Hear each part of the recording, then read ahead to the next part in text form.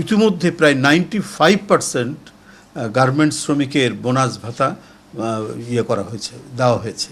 এটা হচ্ছে একটা দারুণ সরকারি উদ্যোগ, সরকারের ব্যবস্থাপনা। এবং এই ক্ষেত্রে সরকার যে সমস্ত গার্মেন্টস ফ্যাক্টরির মালিকরা বোনাস দিতে পারবে না বা বেতন দিতে পারছে না, তাদেরকে সহযোগিতা করেছে ব্যাংকগুলো থেকে সরকারের নির্দেশে।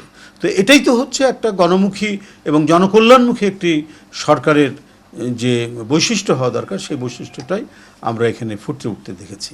মাত্র 3 মাস 100 দিন হয়েছে।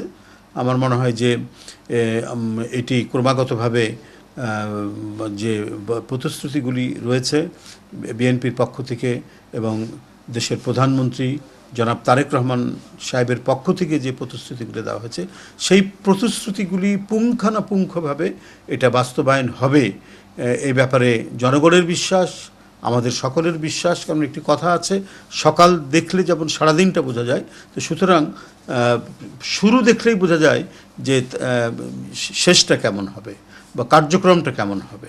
হ্যাঁ, যখন স্টার্টিং ওয়াজ ভেরি নাইস, তো সেই ক্ষেত্রে আমার মনে হয় যে জনগণের সরকার, জনগণের দ্বারা নির্বাচিত সরকার, সেই সরকার জনকল্যাণে যে কাজগুলো করা দরকার সেই কাজগুলো করছেন। আপনারা এর আগেও দেখেছেন যে এই কোরবানি ঈদকে সামনে রেখে কত জটিলতা হয়, কত দুর্ভোগ হয়, কত মানুষ নানাভাবে নাজেহাল হয়, নিত্য প্রয়োজনীয় জিনিসপত্রের দাম বাড়ে। হ্যাঁ, এই অসময়ে বেশি বৃষ্টি হচ্ছে, এর মধ্যে হয়তো সব কিছু নিয়ন্ত্রণ করা সম্ভব না, কিন্তু তারপরেও সরকারের যে নজরদারি, সরকারের যে ইন্টারভেনশন এবং সরকার যে রাস্তাঘাট প্রত্যেকটি ক্ষেত্রে তার এই অত্যন্ত যে পারসিস্টেন্ট তার এই নজরদারির কারণে যানজট অনেক কম এবং নিত্য প্রয়োজনীয় জিনিসপত্রের দামও নিয়ন্ত্রণের মধ্যে রয়েছে, ক্রেতা সাধারণের নিয়ন্ত্রণের মধ্যে রয়েছে।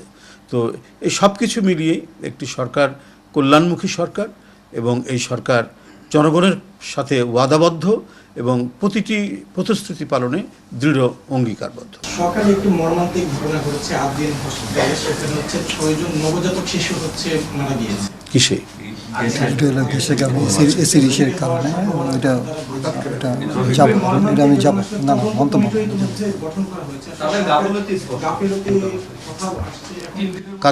কাদের গাফিলতি? এইটা সরকার নিশ্চয়ই গাফিলতি বা এটা তদন্ত করে ব্যবস্থা গ্রহণ করবেন। এটা তো একটা প্রাইভেট অর্গানাইজেশন আদ্দিন, তো সেখানে আমাদের আরও নেতৃবৃন্দ সেখানে যাবেন, আমাদের স্বাস্থ্য বিষয়ক সম্পাদকও সেখানে যাবেন, ওটা দেখবেন।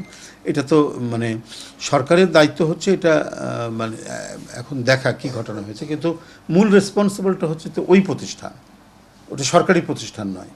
সেই প্রতিষ্ঠান সেটা কেন হলো এবং এই ধরনের শিশুরা মারা যাচ্ছে, এই ধরনের অ্যাক্সিডেন্ট, এই দুর্ঘটনা কেন হলো, সেটা আগে থেকে কেন পদক্ষেপ গ্রহণ করা হলো না।